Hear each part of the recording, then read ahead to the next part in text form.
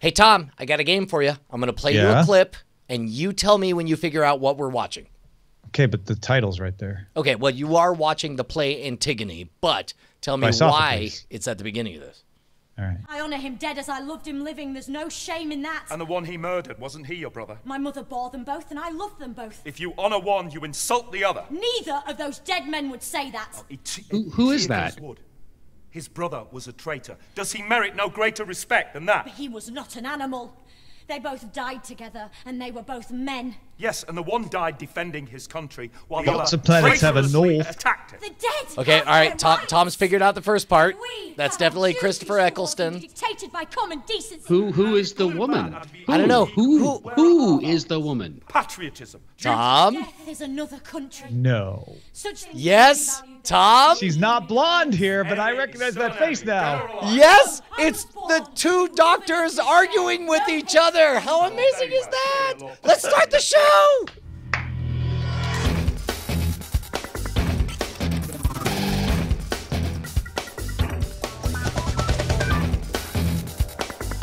Welcome to Cordkillers, our mission to report the intel from the front lines of the cord-cutting revolution so you can watch the stuff you love when you want, where you want, on whatever device you want. I'm Tom Merritt. Brian Brushwood, that was magic. I love that. Yeah, man, I got to give a huge thanks to the person who sent that into cordkillers@gmail.com, who I'm going to look up right now while you introduce our guest.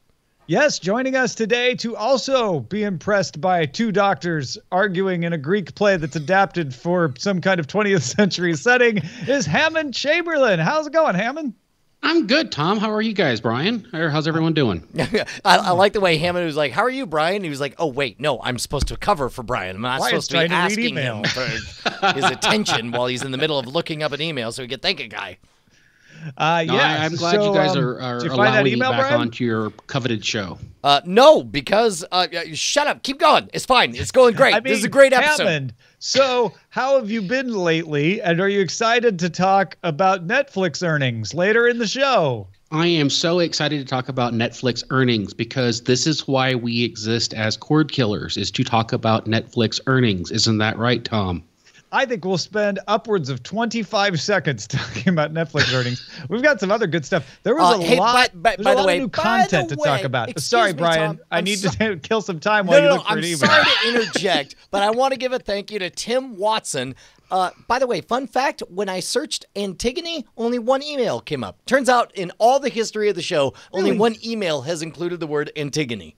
Now I know a goal. Antigone. Cord Killers, hashtag Antigone. Go. Well, let's get right to our primary target.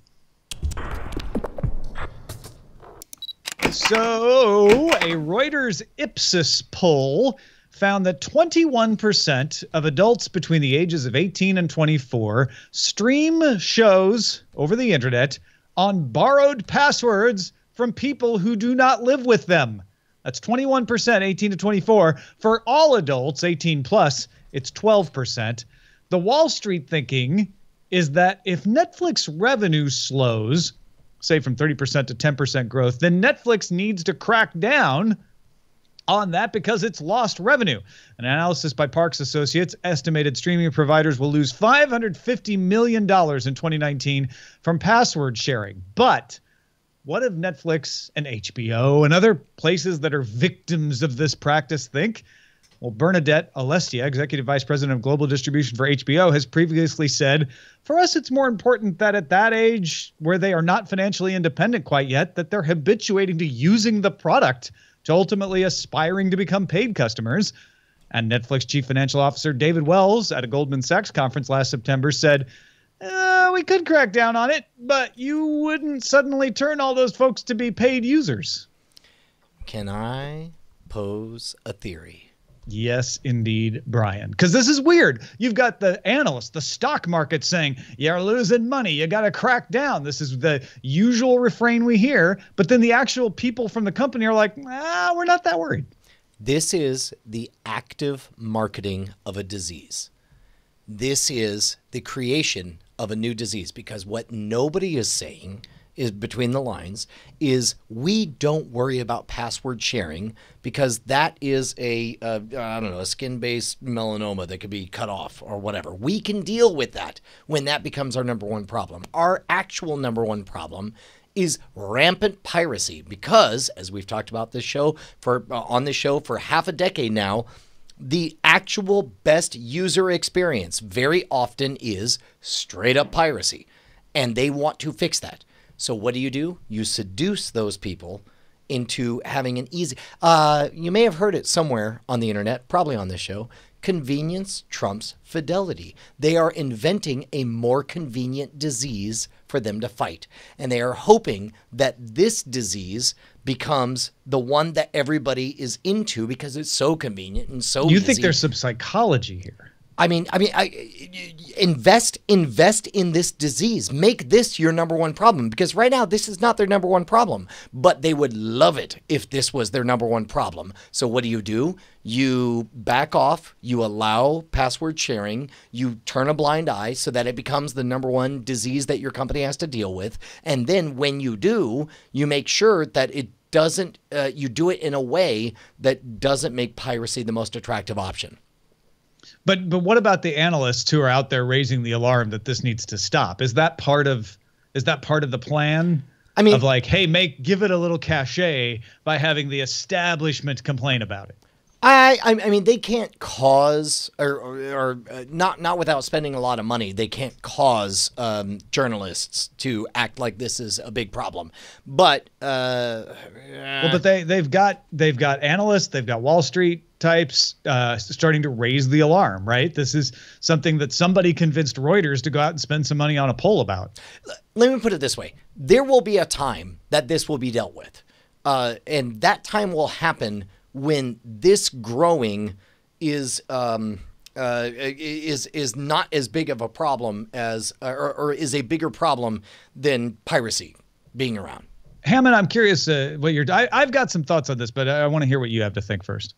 I think they are doing this very much as marketing, because as long as Netflix, Hulu, HBO, these subscription services are part of the national social conversation, they're winning. We're not talking about Battle of the Network Stars reboot. We're talking about Game of Thrones. We're talking about House of Cards. We're talking about Handmaid's Tale.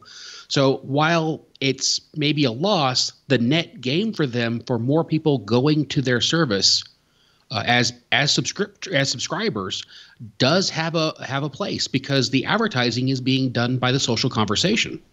Well, that's exactly what Bernadette from HBO and David from Netflix are saying. They agree with you 100%. Yeah, and I think that's exactly what it is. And Brian's take about it being battling piracy is also very valid, but I think their main goal is to continue to have every sentence start with "last night while I was watching Netflix, ...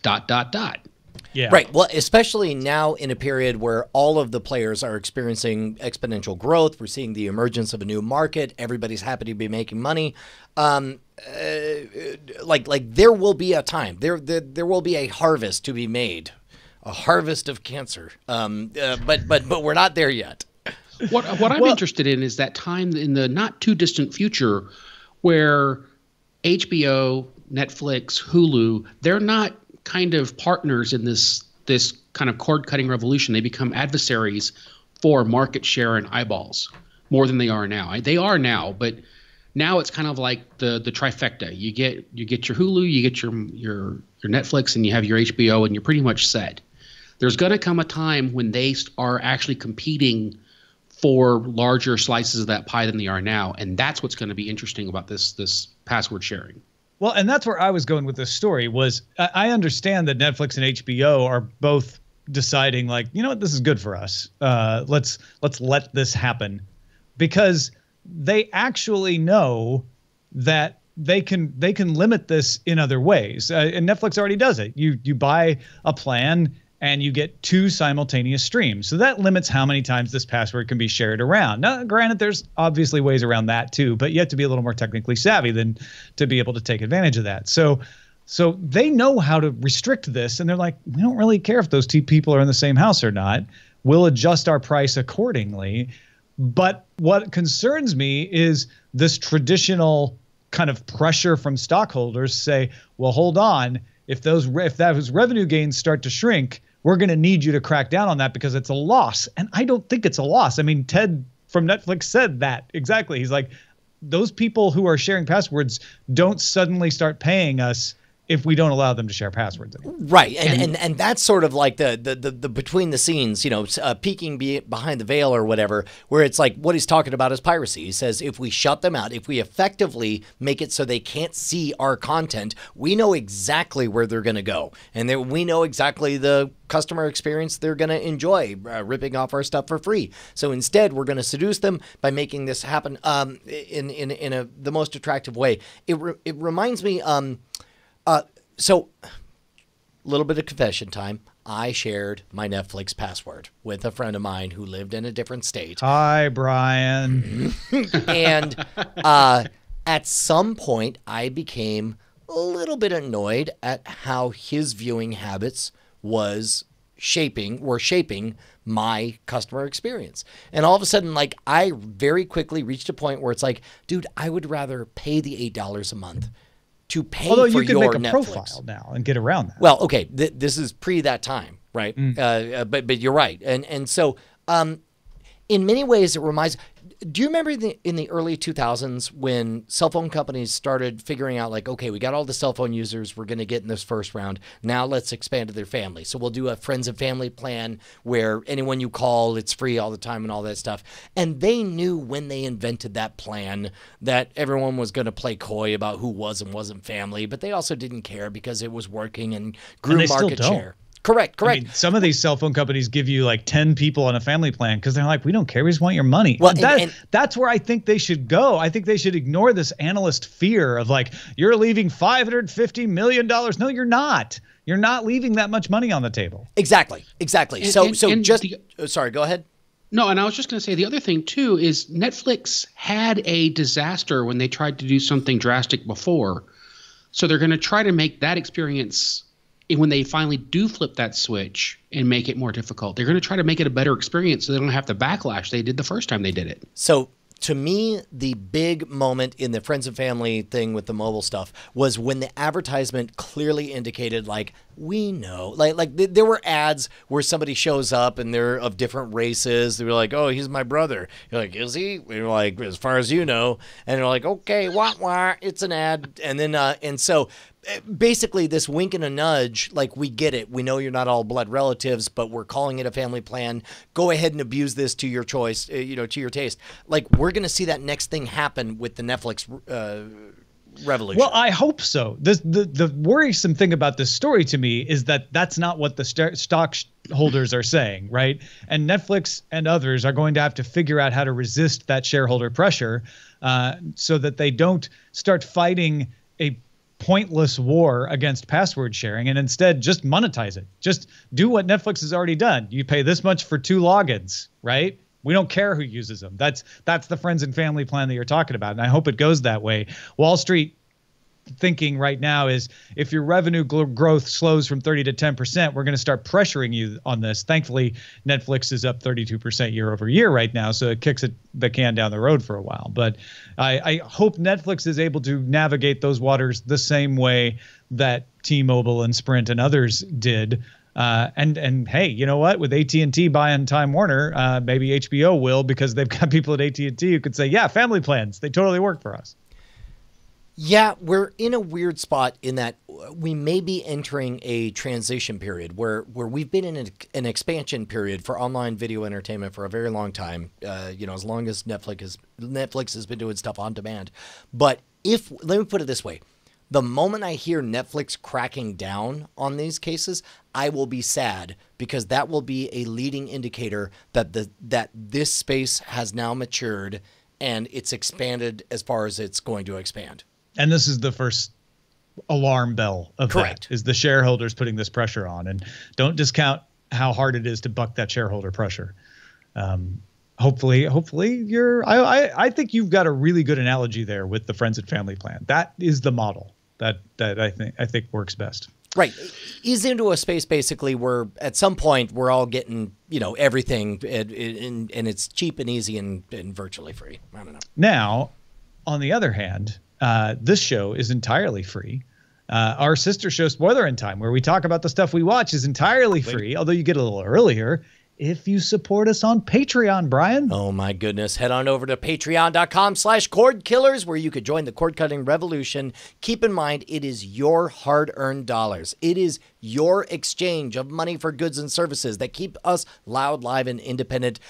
You know what? There's probably some fans who don't even know. There were dark days. There were dark days that we were beholden to a network. And I kid you not, we were handed ads that we did not want to read, but we had to suck it up and say lies. We used to lie to you. We came to you, hat in hand. We used to lie to you, but not anymore, because now what you do is you say, that was a good 2 hours of analysis. That's worth $1. Here, have that $1. And we're able to do amazing stuff. For example, this companion show that we do, Spoiler in Time, where we actually talk about the content that we get to listen to or watch when, where, and however we want. Sometimes Brian actually does listen to it. That's why he said that. Okay. You outed me. You outed me. I haven't watched a single Daredevil jumps from the top of a fence. No. We're able to, I guess I'm trying to clumsily segue into Spoiler in Time, our vote off. You want to explain what's going on? Is what Brian's trying to say, and I keep derailing him. I'm sorry. Yeah, that's fine. So for those of you guys who don't know, one of the things we do on Spoiler in Time is we talk about recent and currently running television and movies that we watch, but we also talk about some archival greats. And so we just had a 3-week tournament to bring us down to one winner. Tom, you want to announce the winner for all the audio people who aren't seeing the answer right now on video? Congratulations, Browncoats. Firefly. In production order, not air date order, will be our library show going forward starting this week. Heck yeah. By the way, I'm okay. Sorry, Deadwood. I would have enjoyed sitting with you for a very that would have been great, but I gotta tell you, I'm really enjoying Firefly, and we'll talk about it in Spoiling Time. All right, let's move on to how to watch. It's Emmy time, which over the course of us covering this space has gone from can they get an Emmy to they got a nomination to they won to they have a few to okay, what shows are nominated this year? That's where we're at. Netflix received 18 Emmy Award nominations in the main categories for its shows and actors, including Master of None, Stranger Things, House of Cards, and The Unbreakable Kimmy Schmidt. Amazon got 3 nominations, all for Transparent, and Hulu got 3 itself for The Handmaid's Tales. Now, those counts represent the key categories. Those are the ones you see on TV. There are plenty of other categories, technical categories, more specific categories. Netflix managed 91 nominations overall when you count all the categories. Hulu got 18, Amazon 16. HBO actually led the way of all networks with 110, and Westworld tied with Saturday Night Live for the most show-based nominations at 22. This is a very weird moment, Tom, where I find myself questioning how loud should you cheer when the rebellion starts to look like the Empire? like oh, interesting.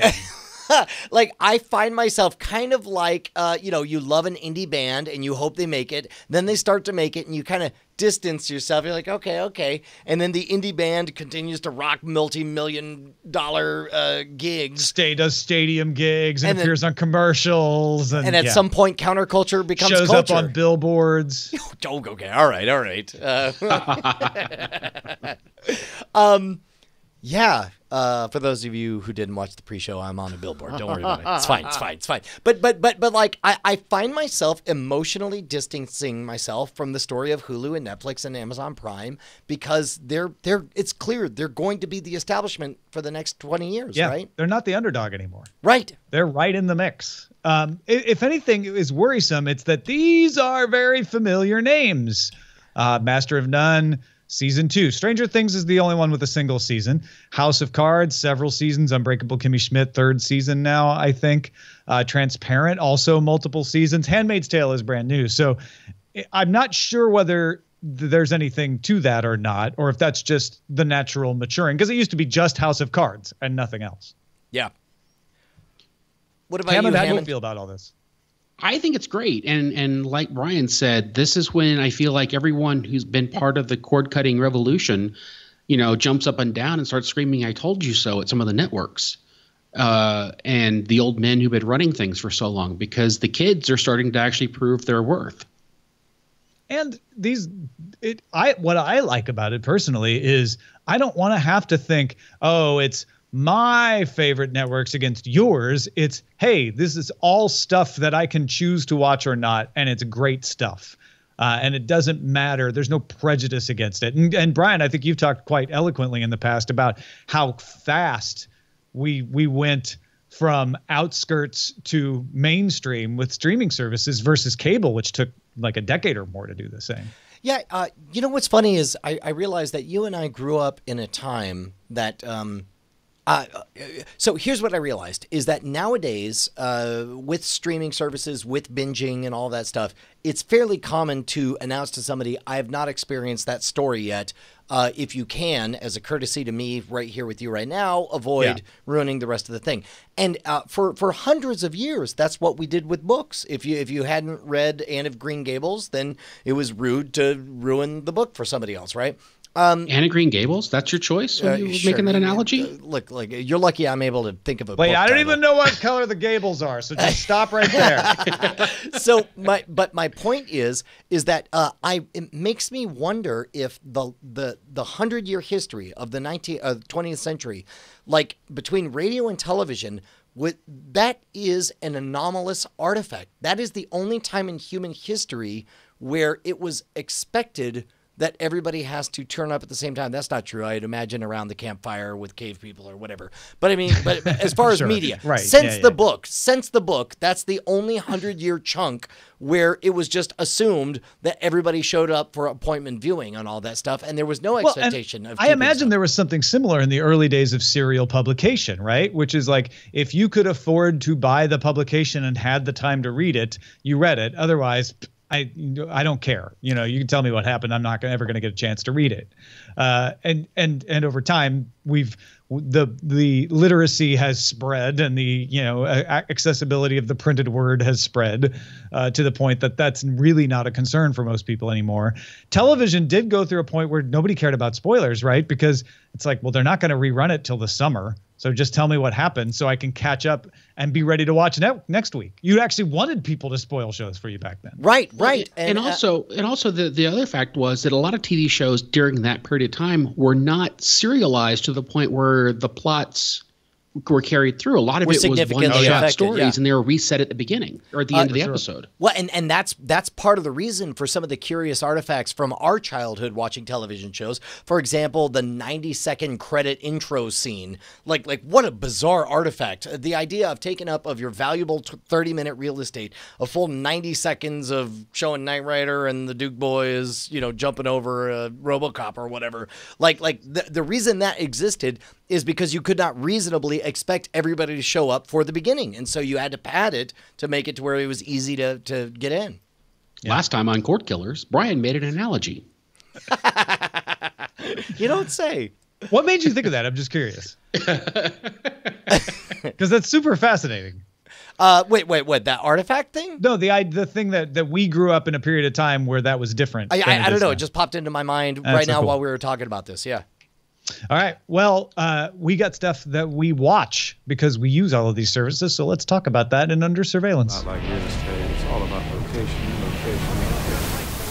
Under Surveillance. Hammond, Brian, our long national nightmare a very short national nightmare. Okay, Scott Johnson's personal nightmare is over. Hulu is now the exclusive home to Bob's Burgers and Futurama, The Cleveland Show, and American Dad. 20th Century Fox has been slowly pulling shows from Netflix, and it's freaked some people out as they disappear. But they have, in many cases, been appearing on Hulu, and that's true for these titles that I just mentioned. Okay, as a fan of the user interface for Netflix, you realize essentially what you did was say, our long national nightmare is over. We're finally dead of cancer. Like, I don't want them to go to Hulu. I would prefer that they be on there. All right, that's fair enough. I mean, it was worrisome when they disappeared from Netflix and nobody knew where they were going. There was speculation that Fox was going to put them in a pay service of its own or something like that. So at least they're there. And if you use the search function on your Fire TV or your Roku or your Apple TV, you might not even notice. Yeah, fair enough. How brand loyal are you, Hammond, on this kind of thing? On like Hulu, Netflix? Yeah. I'm not very, because I'm just want to watch the shows. The interfaces matter, like the difference between the Amazon Fire interface on Netflix and like the Roku and what the Apple TV is. There are some that I prefer over others. The redesign of the Amazon Fire kind of drives me bonkers because I don't know where anything is. But the Hulu interface is fine. It's Netflix-esque enough for me to kind of tolerate it. I just use the search feature to find the stuff. That way I'm not, clicking through window panes all the time. Right. Yeah. Well, and honestly, I think the biggest problem is if you're in the middle of one of these shows when it gets pulled and suddenly your viewing history is on the service and not on the new service. So, by the way, speaking of which, that's, I think, going to be a compelling aspect to the anti-piracy, getting our tribe, pay us money kind of thing, is that people will like that they have a curated list and everything's working. Like think about an audiophile who's playing a record and it's like, everything's fine, don't touch anything. And if you mess with it, I'm going to be very upset with you. I think that's how we're going to get about our viewing history on these things. So if that's the case, will Doctor Who get its own app so that no one gets lost in, where it's going from one to another? That would assume a consistency of writing that I don't know that I expect from that program. Hammond, just give it time. All right, we got a bunch of trailers came out. D23 was this weekend. That's the Disney big conference get-together. So at D23, Lucasfilm showed a behind-the-scenes video for The Last Jedi. It is not a trailer, but there's lots of clues to new little things in here if you want to parse through them, and it shows you some new aspects of the show. Did you guys watch it, or did you not want to be spoiled? I did not. I'm totally sold. Like, I know I'm going to watch it, and whatever magic I'm going to experience will be because I'm wrapping my own Christmas present. I watched it, and I enjoyed it, and I don't know. I'm all for more Star Wars. They keep telling me it's a magical story that's unexpected. I hope that's true. There are only so many stories that can be told in so many ways. You do not sound very believable when you sell us. You don't sound convinced. Yeah. I don't know. I'm one of the few who didn't just love Rogue One. Oh no. And Rogue One. I wasn't a huge. The Force Awakens was good, but it wasn't that New Hope awakening or Empire for me. Strikes Back. You're just talking about the new stuff. Yeah. Okay. Okay. I am. For the record, Hammond, I am over the worship of movies that came out 30 years ago. I'm done with it. Yeah. I'm ready to move on to other stuff. Every time anything's a wink or a nod, I just groan. Okay. Good. Okay. All right. Let's move on to the big announcement that the star of Antigone, Jodie Whittaker, will be the next Doctor Who. She also was in Broadchurch and a few other things. I loved her in Broadchurch, and Attack on the Block was awesome. I kind of developed a little crush on her during Attack on the Block. No kidding. What? So, did you guys watch real time as this? Because this announcement went out on Twitter, right? It was not posted on YouTube. It was posted as a YouTube video at first, right? If you were in the UK, Brian, you would be watching Wimbledon, and at a point during the post-game coverage, they would break in and show this to you live. I assume you know that because you got secondhand reports, because as we know... people from the UK have said that that's what happened. Sure, but certainly not anybody who was in Los Angeles pretending to be in the UK. I'm not sure how that could happen. Oh, well, okay, if only some technology existed. But it was utterly remarkable to watch the real-time retweets, the hot takes. In so many ways, this was the perfect decision, partly because... let's remind ourselves that the Doctor is not a human and he does not have gender as we understand it, male or female. If it was a giant tentacled worm or whatever, my guess is nobody would really work out. But our political climate is such right now that, of course, they know they're poking some form of bear. And somebody who half remembers watching a third of an episode as a child will get up and make a clown of himself saying like, I thought the Doctor was supposed to be a guy. What's this girl Doctor? Bleep my blue. Which is like, why are you saying those random sound effects? Yeah, there wasn't even a Doctor Who character that talked like that. But all I'm saying is this appears to be a brilliant decision with a wonderfully qualified actor, an interesting sojourn into other territory that we've never experienced with Doctor Who, that also happens to coincide with exactly the right climate to fire up a certain segment of the populace. Also, my doctor is a woman, so it makes sense to me that Doctor Who would be a woman. Also, it's not just that. It's going to create interest in a show that already has a large amount of interest, and the other part of the population that's not interested might give it a whirl because of this choice. That's to be honest, I was expecting something like this a lot earlier, because the announcement of Peter Capaldi as the Doctor felt like a retro throwback to, old white man, you know. Every time they replace a Doctor, since the first time they had to do it to replace William Hartnell and came up with this amazingly awesome, I think it was way more awesome than they intended it to be, function of, the Doctor regenerates. They've tried to carry it to different actors so that when you get a new Doctor, the new Doctor is interesting and different than the Doctor before, while still being the same Doctor. So with Capaldi, you were going from one of the youngest, if not the youngest Doctors to ever play the part, right, to an older one. That made sense. So this is, again, just you're going from an older man to a younger woman. And Peter Chibnall, who's producing the new Doctor Who, who's the showrunner for the new Doctor Who after Stephen Moffat steps down, has worked with Jodie Whittaker on Broadchurch. He apparently, the rumor is that he offered the part to the star of Broadchurch, but she turned it down, and he went to Jodie next. And the other star of Broadchurch is David Tennant. So my hope is we get a couple episodes where the 10th Doctor comes back. Oh, that would be fun. Yeah. And by the way, I don't blame anybody who does not take the role, because if glimpsing at Twitter is any indication, there were some unpleasant vibes being sent from all corners of the planet. Forget the couple of people making a big noise out there too. Being Doctor Who is a lot of pressure for the people who love you. Sure. Because you can't go anywhere without being the Doctor suddenly. Yeah, man. I'm totally on board. It's going to be an amazing adventure. I think this is a very smart, savvy, and very, most importantly, fun direction. This will get me to come back to Doctor Who, and I haven't been there for a while. Yeah, and also she can act. She's got chops, so it's not a stunt choice. It's a real casting choice. Agreed. Now, Entertainment Weekly has a photo from Ready Player One. A trailer is expected at Comic-Con, so we may see more of this in the coming week. But the photo shows Parzival in his trailer with the headset on. Film arrives March 30th, 2018, so we've got plenty of time to see most of this stuff. What do you think so far, Brian?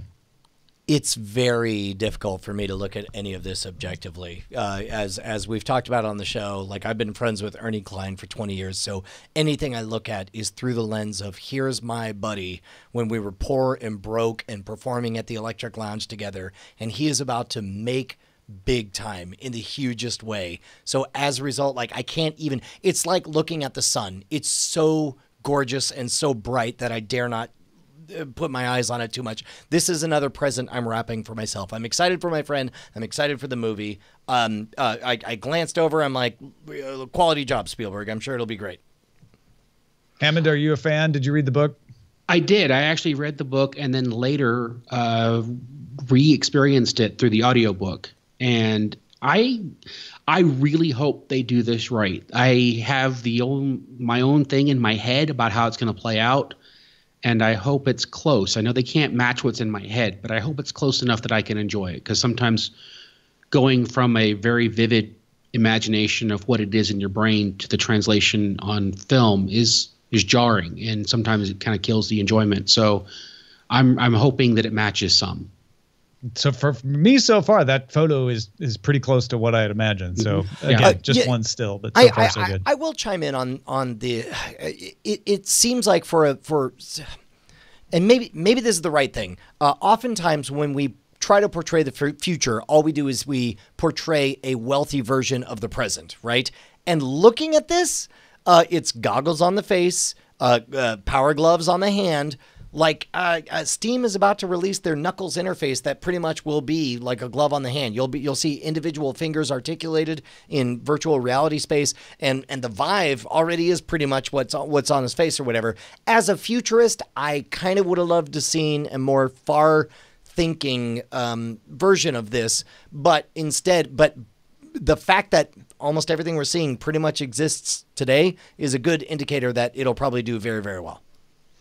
Where's Fred Savage starting at 6 a.m. Eastern Time next Sunday, July 23rd, Season 1 of Issa Rae's Insecure will stream for free for 24 hours on youtube.com/HBO, as well as on watch.hbo.com.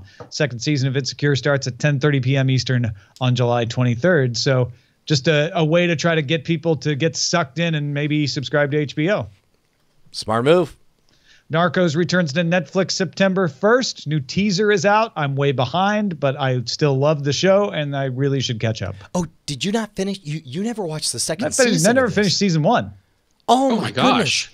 Don't take that tone with me, both of you. Okay. Okay. I'll be the first to forgive you for not keeping up with all the content at all times. I totally forgive you too. It's not like you have a thing to do or something. But season 2, I think, was better than season 1. It's so good. It's a really, really good show. I love watching this teaser trailer made me realize, oh, wait, this is a story that really could just go on forever, because there'll always be a new head of the Hydra that keeps popping up. And I'm already invested in our first, pair of heroes. Well, I am definitely motivated, not just by you guys, but by this trailer to get back into it. Also, the first full trailer for Amazon's The Tick is out. First 6 episodes land on Amazon August 25th, coming up soon. Yeah. I'm a big fan of The Tick, so I'll watch it no matter what. Okay, that sounded like an apology right at the outset. Well, because I know Bryce wasn't blown away by the pilot. Yeah, I didn't love it.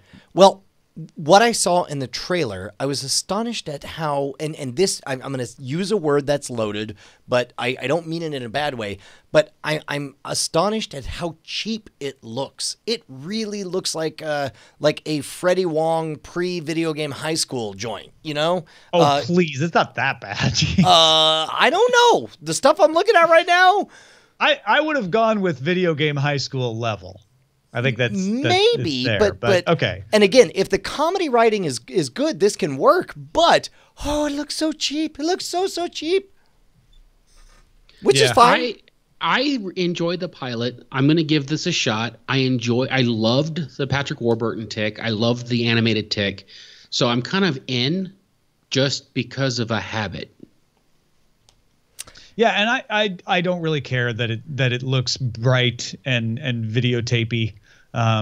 As long as the Tick is funny and the situations are funny, that's all that's going to matter to me as a fan. New trailer for Blade Runner 2049 is out. The movie comes out October 6th.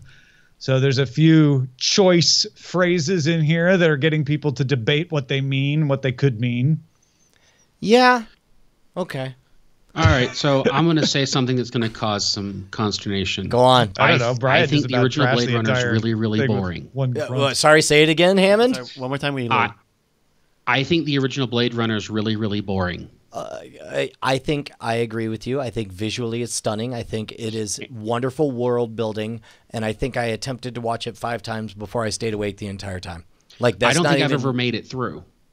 That's not even an exaggeration. However, I just for the people who are shouting at their screens or phones or whatever right now, I do not share this opinion of Hammond and Brian. Me either. While I respect it, I have watched this all the way through several times since I first discovered it. Watching Blade Runner in college is what led me to discover Philip K. Dick, who is my favorite science fiction author.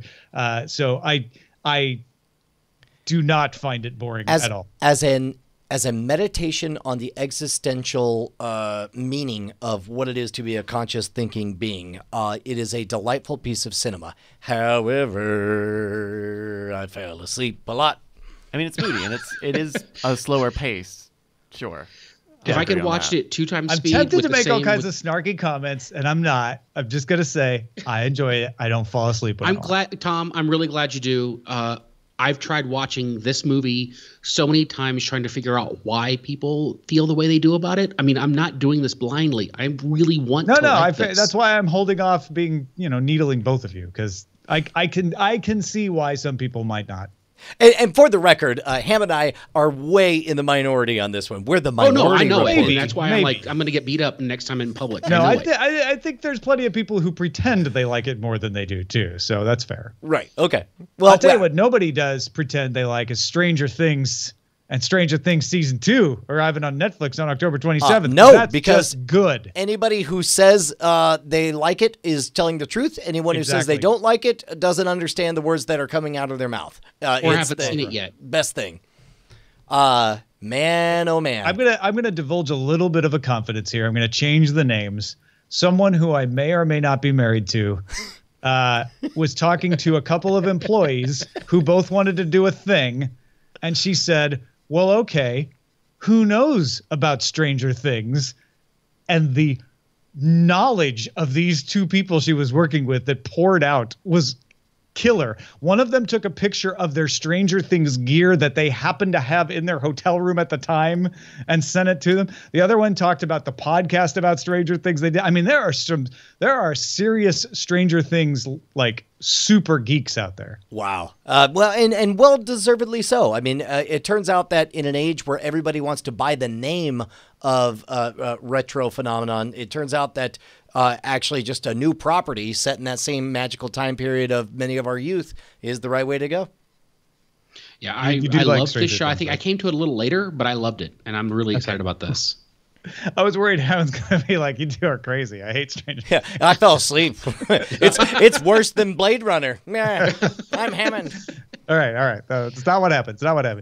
Finally, Disney showed a trailer for A Wrinkle in Time, the movie based on the Madeleine L'Engle book. Film opens March 9th, 2018. All-star cast. Okay. Oh, boy. This week in Brian is trepidatious about everything. Well, because you spend your time in places on the social networks that I don't, so you're exposed to more raw radiation about some of these things than I am. I think. I don't know anything about it. I know from a casting perspective, I dig the idea of Oprah Winfrey being one of the three. I don't know, sirens. I forget what they're called. But basically, that's a property that I dug a lot. That blew my mind as a kid. This trailer did not, maybe it's because A Wrinkle in Time has been plagued by almost launching for 30 years, right? And we're at a place now where the territory that it covers is kind of old hat and has been and done so many other movies that I'm a little bit worried about, right? Well, you've got Reese Witherspoon, Oprah Winfrey, Mindy Kaling, Chris Pine, Zach Galifianakis, Storm Reed. So there's going to be good acting. The shots in the trailer look interesting to me. They look good. The shot, the iconic shot of all the children bouncing the ball in unison. Right. Like, they got that right in the film strip of this that I watched in elementary school. Right. You've got to get that right. And they got that right. So I don't know. I watched this and I thought it looked good, but I was watching it alone without anyone else's voice in my head. So. Yeah, I want very much for it to be good. I just don't know at this moment. I'm still jealous that my high school girlfriend, Ginny Chisholm, got to host Madeleine L'Engle at her house and have dinner, and I couldn't come. No way. She came to Greenville College, and Ginny's dad was a professor, and so they had her over to the house after her appearance, and I couldn't come over. Oh, I'm still kind of mad about it. I'm not gonna lie. I don't know what promises you would have to break to do that, but I wish you had broken those promises. Seriously. I think if I may be making this part up, maybe coloring I think I drove by though, and just kind of looked in the window. Well, I'll tell you what, man. In the meantime, one promise you did not break, the only promise as far as I know, is that you promised to make a book called Pilot X, and you did it. Yeah. We should talk about Pilot X, which is a book that you can buy in bookstores around the world. It's a time traveling story about a guy who just wants to pilot his time ship, but gets caught up into current events to the point where he has to fight a hive race and a robot race and decide whether he's going to kill his own people in order to save the universe or just let the universe die. So there you go. Sounds good. You can get a copy of it, like I said, in any bookstore or go to Audible. I just got the Audible sales numbers today from Inkshares, and it's tearing up the charts. So people are loving the audiobook. Go check it out, audible.com or wherever books are sold. That is awesome. By the way, if you look on Amazon, you'll notice that with you're creeping up on 200 reviews with 4.5 out of 5 stars. That is extraordinary. Like at some point, you're like, well, my mom can only vote so many times. And then, right. She's not good with VPN. Exactly, so it can't all be her. That has to be immensely satisfying, man. Congratulations. Yeah, no, it is. It is. Thank you very much. It is crazy good. And I'm glad people are enjoying it. And I'm already talking to Inkshares about possible follow-ups. So keep listening to that. Get ready for Pilot Y. So what have you been watching, Brian? Are we supposed to do a video bumper? No, I guess not. No. We did the ad early. Got it. Okay. Oh. Now we're back to what we're watching, which is the things that you have been watching on the television. Well, I'll tell you what I didn't watch this week was Preacher. Unfortunately, it slipped. It's in that weird Monday night time slot, so it has to be kind of an on-purpose thing for me to remember, especially because I'm not watching it with Bonnie because she doesn't like all the blood and guts, and that's fine. But I did watch War for the Planet of the Apes. I watched Game of Thrones premiere. I watched the first episode of Firefly, our winner, and I'll tell you what, man, I'm really digging just if I want something going on in the background that I have to pay attention to while I'm playing Hearthstone. My new #1 jam is Last Week Tonight with John Oliver. No kidding. Yeah. Just have it on in the background, the dulcet tones of John Oliver. Yeah, well, it's perfect because if I give it my full attention, I start to feel like I'm being preached to. But if it's on the side, then I'm like, oh, I didn't know that about multinational conglomerations. Interesting. Yeah. Hammond, what have you been watching these days? Well, I saw Spider-Man yesterday, Homecoming. I know I'm kind of late to the party, but I saw it, and I really, really enjoyed it. Speaking of which, my wife enjoyed it more than I did, but I still loved it. I watched it for a second time, and I was astonished how much more I liked it the second time. Oh, that's a good sign. Yeah. I think I'm going to take my oldest daughter to it. She's 12. I think I'm going to take her to it sometime this week because she didn't go. It was just my wife and I that went, so I might take her later this week. Yeah, I think we talked about this on Spoiler in Time, but I think that Michael Keaton might, in fact, be the most interesting Marvel Cinematic Universe villain that we've seen so far. Like I also started watching that American Ripper on the History Channel about H.H. Holmes possibly being Jack the Ripper, which I'm pretty sure he's not, but it's still interesting because I like H.H. Holmes stuff. I've been watching a lot of the Thunderbirds on Hulu, the old one, with my youngest daughter. She thinks it's awesome to see the puppets. The marionettes. Thunderbirds are go. Yeah, nice. Yeah. And then finishing up Iron TV. Fist. It's been a slow slog through Iron Fist. And then I watched The Keepers, and I feel like I need a shower and a good cry. What's The Keepers?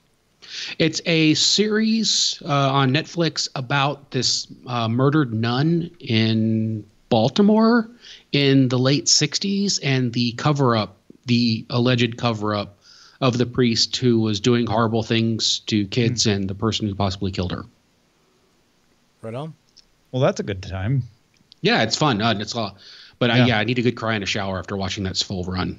Well, something else that isn't light that I've been watching is Twin Peaks: The Return. And I have to say that 10 parts in, I'm starting to see the mastery of what Lynch and Frost put together. And it takes 10 parts for you to really realize it, even if you believed it earlier on. Like, it is a slow piecing together. But if it weren't that slow, you wouldn't feel the payoff the way you are. So if you are a Twin Peaks fan or a Lynch fan and you hadn't started, or maybe you got distracted, keep watching. Hang in there because it does pay off. Was there a moment that you were lost in a sea of doubt? There was not a Lost in a Sea of Doubt, but there was 2 episodes ago. I don't know if you remember me saying like, woo, that was one that at first I had no idea what to think. And it took me a week for it to sink in what all the different parts meant, because he does not spoon feed you anything. And this episode was particularly spoonless. Since then, I have started to realize what those parts meant, and we started to see more connective tissue between what seemed like disparate entities. And it's still got that Lynch sensibility that I enjoy, and a bit of that Mark Frost weirdness as well. So I think it's great. I'm having a better time than I even expected at this point. I also watched a little bit of Wimbledon, just on a whim. We actually always watch Wimbledon every year, so that was fun. And War for the Planet of the Apes, Baby Driver, I finally saw, so we'll talk about that in Spoiler in Time, and of course Game of Thrones. Bryce, what are you on the lookout for? Hey, we got an email from our boss, Mike Keeper. He writes, with the season finale of The Expanse, he wrote this in April. With the season finale of The Expanse, I needed a new series to watch. I decided to give The Last Ship on TNT a chance. I read the book of the same title by William Brinkley, which came out in the 90s. It was a survival story of a U.S. Navy ship after a total global nuclear war. It was a great book. The TNT series adds a twist to the story by making the U.S. Navy ship the Nathan James, with a crew of 217, survivors of a worldwide pandemic, the Red Flu Plague. They were sent on a secret mission to the Arctic, unaware that a plague was brewing. A virologist is sent along on the ship with a secret mission to work on the vaccine, and most of the tension in the series centers around her and her interactions with the crew. The series grabbed me with great characters and storytelling, plenty of naval action too. I binged the entire 12 episodes of season 1 in one sitting. I went ahead and bought season 2 to continue watching the series. I enjoy the recommendations from the On the Lookout segment, as well as what we're watching. Keep up the great work. Love the show. Thanks, Mike. There are 3 seasons of The Last Ship now on Hulu. Season 4 will premiere in August on TNT, and then a 5th season has been ordered for next year. Hey, folks, if you got something we should be on the lookout for, why don't you join Mike and send it our way? Cordkillers@gmail.com. Let's move on to the front lines. Front lines. We mentioned the 34% revenue rise earlier, but Netflix also announced it added 5.2 million new subscribers this quarter, beating its own expectations of 3.2 million. Around 4 million of those were international. Netflix said it had earnings of 15 cents a share on revenue of $2.79 billion. I'm telling you, man, it's hard to root for the empire. DirecTV announced its unifying look across both satellite and internet services. DirecTV Now and companion app users will be the first to access the beta. Among several of the user interface tweaks, the cloud DVR service will launch with the beta. Later planned features include live TV pausing, parental controls, and in 2018, download for offline viewing, 4K, and HDR support. Hulu's TV adaptation of Lock and Key has hired Andy Muschietti as director. Muschietti also directed It, coming this September. So father and son directing gigs here. Hill wrote the pilot script, and Lost and the Strain's Carlton Cuse is the showrunner. Doctor Strange director Scott Derrickson was originally on board to direct Lock and Key, but he left to work on TNT's Snowpiercer series.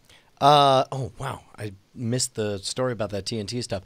Hey, real quick, Hammond, did you read Lock and Key? How excited are you about this? I'm excited. I actually didn't read it. It's kind of an unfamiliar thing, but I'm always down for something like that as a new experience. So I'm going in kind of blind. So it'll be a new thing for me completely. Tom, you're in a similar situation, right? You No, I've read the comics now. Oh, you did read? And? Yeah, and I loved them, which makes me wish I had waited for this because... Because there's no way it could live up to the comics. I kind of want to know how good it is, because if I see it, I don't know how to say this, but there's a certain level of quality in that TV show that I would warn Hammond away from and go like, no, don't ruin your experience. Go read the books. They're so good. I wouldn't want a bad TV show to ruin that. But when you have Carlton Cuse and Muschietti and Joe Hill himself on board, I feel like that is unlikely to be the case. But the other thing I can do, though, is if it's not good, on the outside chance it's not good, I can go back and have the experience redeemed by reading the books. Yeah. Or I thought you were going to say have your mind wiped so that none of that. Roku announced that it has reached 15 million monthly active users as of June 30th, up 43% over last year. Users streamed nearly 7 billion hours of video during the first half of the year, with a 61% increase over 2016. Roku, man, continuing to kill it. I've got to feel like the vast majority of those are built into televisions. Like Roku moving to get... most of them are not. That's amazing. That's amazing. It's a horse race right now, and it makes sense because it's easier for somebody to pick up a $30 Roku than it is to replace a television. I actually really like our Roku a lot, and I actually like the interface and the way it works better than the Amazon Fire, and it's a toss-up for me in the Apple TV. I love the Roku, especially that new the HDR, the big fancy one, the larger one. Is it fair to call the Roku the most newbie friendly of all the cord killing experiences? Because and for me the big moment was when my father-in-law got one and just fell right into it. He gets it, and in fact he told me just this last week. He was like, "Oh, I had to replace my Roku." as he calls it. You know, Nice. But there's something about their interface and the story they're telling that just resonates. Yeah, well, and they certainly are the most platform independent, although that means that they don't have some of the things that are going to Apple TV first. A lot of new services are launching on Apple TV before the Roku, like DirecTV Now, for instance. So Apple TV is probably easier to use, but it has its own quirks. So I'd say it's between those two. I still recommend the Roku in general, just because the fact that it is more likely to eventually have everything. I mean, if it's just going to be my first streaming device, the Fisher-Price my first streaming device, the Roku's the way to go. Yeah. Kevin Hart's Laugh Out Loud streaming comedy service will launch on August 3rd on Android and iOS for free. You get everything for free with ads, or you can pay $3 a month for ad-free access. It includes stand-up routines, all the Def Comedy Jam seasons, as well as several original shows. I'm busy on August 3rd at the Salt Palace. I don't know if I'm going to be able to watch this. All right. Well, yeah, after the Salt Palace event, August 3rd through the 5th, where you meet Brian Brushwood, you can subscribe to this still on the 5th. Oh, I'm sorry. What's this you dropped? It's a name. It's my name. Dropped your own name right in front of you. Google announced support for HDR video on its Chromecast Ultra devices coming first to Canada, then the U.S. Sony and Warner Brothers content will be the first HDR sold in the Google Play Store. All right, let's move on to some dispatches from you. I mean, from the front. From your face. Send us emails. From your face. I thought we were going for more of a mid-range style rather than going straight to the face. David Wegley wrote in and said, hey, we signed up for DirecTV Now to get that free Apple TV. We were going to cancel after 3 months. Then they added HBO for free for a year, so we kept it. I frequently hear you all lament DirecTV Now for service issues, but we use it daily these days and rarely have any issues on phone, computer, or Apple TV. Just thought you'd like to know that they aren't having the issues they were at the beginning. Not to defend AT&T, but they've done pretty well getting the service stable and working. That is way, way good to hear. And then, in fact, we've been talking on this show as my family gets seduced back into the world of cable thanks to PlayStation Vue. It's good to know that there's another option out there as well. Dave writes us saying, guys, it could have been so much worse than Babylon 5 if long series are the problem. Doctor Who, all of it, from Hartnell through Capaldi. You'd be on that train for a decade. Star Trek, The Next Generation, Deep Space Nine, Voyager, 7 seasons each. You want more campy? Quark, Space Garbage Man from the 70s. Okay, he goes on to describe a lot of things that would have been a lot worse than Babylon 5. Again, I'm sure Babylon 5 is great. I just don't have a half decade. Yeah. Well, and also, I mean, 7 seasons isn't bad. The Shield was that long. Justified was 6 seasons. But they're 12-episode seasons, not 23-episode seasons. Meanwhile, he suggests for next time to consider Blake 7 or Space 1999. Either is 70s British sci-fi at its best. I just finished watching 1999 from beginning to end on my own. Oh, nice. It didn't hold up as well as I thought it would hold up, but it still was a lot of fun to watch because I have a lot of fond memories from being a kid watching that. I was going to suggest we watch The Simpsons. Oh, God. They'd be like, watching the slow, like, watch a baby be born, become a child, become a teenager, become successful and wealthy, and slowly deteriorate. To old age. Finally, Susanna wrote in and said, hey, Tom et al. I've read your brief guide to cord cutting, but I don't see what I'm looking for. Can you help? My mother wants to jettison her cable phone and internet service, which is $200 a month, and keep a landline and the internet. The only TV she wants to keep are local news channels, including the local PBS stations. She doesn't have an external antenna or a digital converter box, but would you suggest getting these as the best solution? Well, Susanna, maybe. I would go to antennaweb.org for her, put in her address, and find out how many signals she can get and how good those signals are. That's what AntennaWeb is for. It does this to help you figure out if you can get over-the-air channels. If the signals are all good, then yeah, you might want to get a digital converter box, hook her up. You could even get her a DVR like a Channel Master or a TiVo or something, and that will get her everything she wants for free. The other option, though, would be to get the PBS app, which is free. All you got to do is create an account and put in your zip code and let them know you actually live in the area that supports PBS. And then you can download most local news channels as apps on something like a Roku or an Apple TV. Definitely on the Roku. We bought a digital antenna a few years ago from like Costco or something and got a Channel Master from Amazon, and we have loved that option, and it's awesome. Yeah, it just matters if you've got the reception. If you have the proper reception, though, that's the best option. Well, that's it for this episode of Cordkillers. Hammond Chamberlain, a pleasure as always, sir. Well, thanks for having me on. I'm always honored that you guys will let me grace your threshold. Grace our face with your mace. Grace our face. Where can people find more of what you got going on? Well, you can find me on Twitter at jhammondc. I do soundography with Brian Ibbett. I understand that you have to have a Brian to be successful in podcasting. So, I do that. And also my wife and I are starting our own business. It's called the Climb Out Network, and it's going to be an online sober living community that we're starting up soon. By the way, a number of people ask for, like, hey, I'm curious about your backstory, Brian. What's the best place to watch it? And I've said it for years. I think it was, 3 years ago that you and I did an hour-long interview. I still think that's the best summary of my story that led me into podcasting.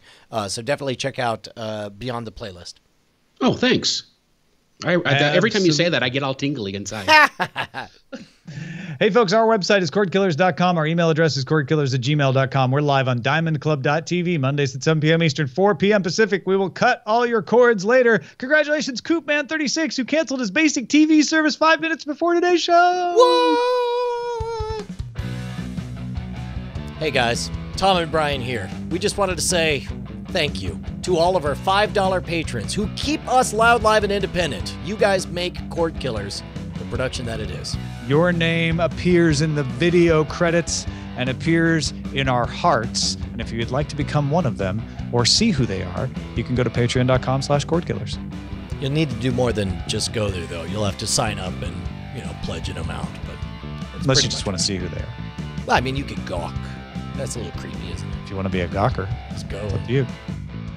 Diamond Club hopes you have enjoyed this program.